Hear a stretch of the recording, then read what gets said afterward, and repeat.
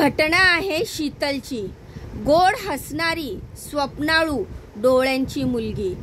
उरळी कांचनच्या छोट्या गावी तिचा जन्म झाला। वडील रोहिदास सायकर आणि आई सरस्वती यांच्या दरिद्र्याने भरलेल्या पण प्रेमळ घरात तिने लहानपण अनुभवले। बऱ्याच वाऱ्यावर हेलकावत येणारी भात शेतातील हिरवी झुली तिची खेळणी झाली होती। शाळेतील बिंदास धावपळ, मधल्या सुट्टीतल्या गोड गप्पा आणि आकाशाकडे पाहून उडायचं स्वप्न, हे सगळं तिचं बालपण होतं। ती शिकण्यात हुशार होती। माझी लेक शिक्षिका होणार, वडील अभिमानाने गावात सांगायचे। पण परिस्थितीने स्वप्नावर पहिला आघात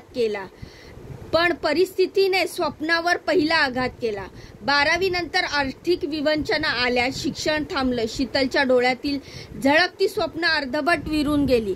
आईच्या डोळ्यातील काळजी बघून शीतलने स्वतःवर जबाबदारी घेतली। आई बाबांना त्रास नाही दिला पाहिजे म्हणून 2014 मध्ये उरळी देवाची येथील विपुल नेवसे या तरुणाशी तिचं लग्न ठरलं।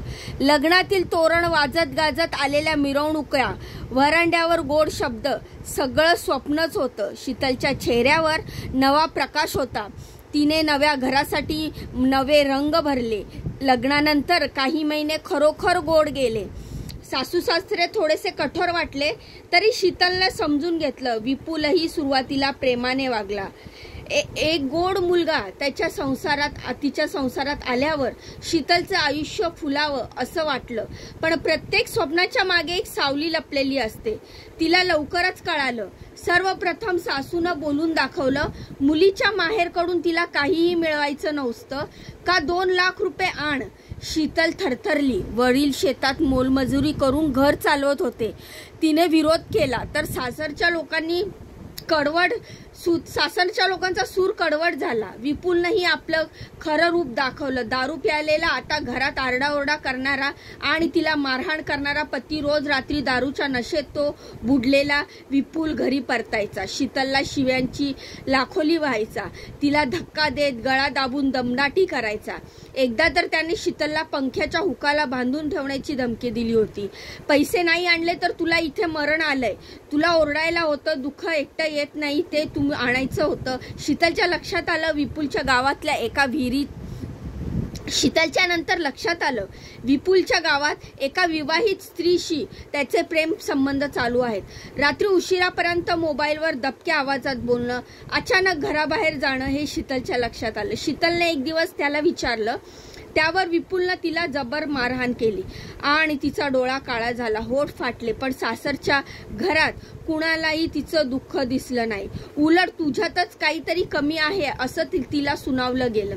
शीतल एका संध्याकाळी घरी एकटीच होती। स्वयंपाकघरात अन्न शिजवत असताना तिच्या चुलत सासऱ्याने कैलास नेवसे याने मागून तिला स्पर्श केला। तू खूप सुंदर आहेस, आपल्यात काहीतरी असायला हवं असं म्हणत त्याने विकृत वर्तन केलं। शीतलनं रडत रडत त्यांचा हात झटकला आणि धावत आपल्या खोलीत गेली। त्या रात्री ती आई बाबांना फोन करून म्हणाली, माझं इथं राहणं सुरक्षित नाहीये बाबा, मला घरी न्यायला या। पण दुसऱ्या दिवशी सासरकडच्यांनी धमकावलं, इथंच राहावं लागेल, बाहेर गेलीस तर बदनामी करून। त्या दिवशी सकाळपासून वातावरण तंग होतं। सासूनं शिव्यांची लाखोली वाहिली। नणंद योगिता आली आणि तिनेही अपमानास्पद वागणूक दिली। तुझी लायकीच नाही, आमचं घर खराब केलंस तू। विपुल तर उघडपणे म्हणाला, माझं दुसऱ्या बाईशी लग्न लावणार, तू मेलीस तरी आम्हाला काही फरक पडणार नाही। शीतलचा आत्मा आतून कोसळला होता। दुपारी जेवणाचा डबा न उघडता ती थेट आपल्या खोलीत गेली।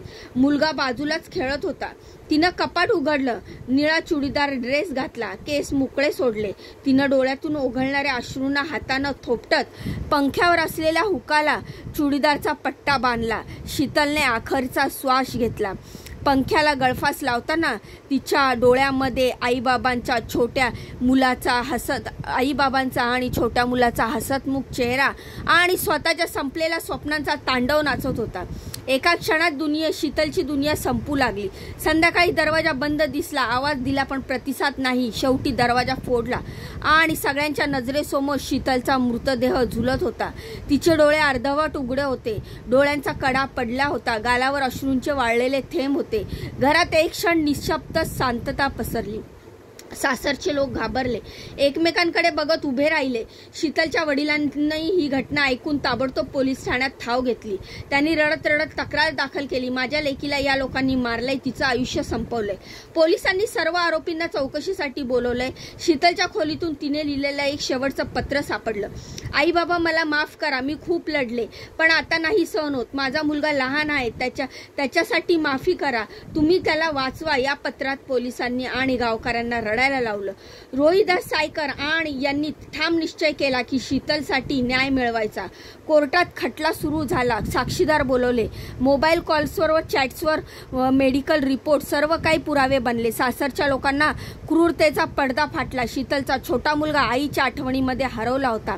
आईच्या मिठीची ऊब, तिच्या डोक्यावरून फिरवणारा प्रेमळ हात, या सगळ्याची आजही त्याला गरज होती. रोज रात्री आकाशाकडे बघत तो आईच्या आठवणीमध्ये हरवला जात होता. आईची मिठी, आईची ऊस, डोक्यावरून फिरणारा हात, हे सगळं त्याला आता त्याची आठवण येत होती. शीतल गेली पण तिची वेदना अजूनही त्या घरात, त्या गावात दळवळते. स्वप्नाचा गळफास फासण्याचा या जगात एक हस्तफूल काळ्या ओघात कोमेजला. या घटनेतून आपण काय शिकावं? जेव्हा अन्याय सहन केला जातो तेव्हा त्याचा शेवट नेहमी दुःखद होतो. ते संकटामध्ये आवाज उठवणं, मदत मागणं आणि वेळेवर न्यायासाठी लढणं अत्यंत गरजेचं आहे. ही घटना ऐकून या घटनेविषयी तुम्हाला काय वाटतं तर आपली प्रतिक्रिया मला कमेंटच्या माध्यमातून नक्की कळवा. जाण्याआधी व्हिडिओला लाईक करा, चॅनलला सबस्क्राईब करा. भेटूया पुढच्या व्हिडिओमध्ये अशीच महत्त्वपूर्ण दमदार अपडेट घेऊन. तोपर्यंत स्वतःची काळजी घ्या. बाय आणि नमस्कार.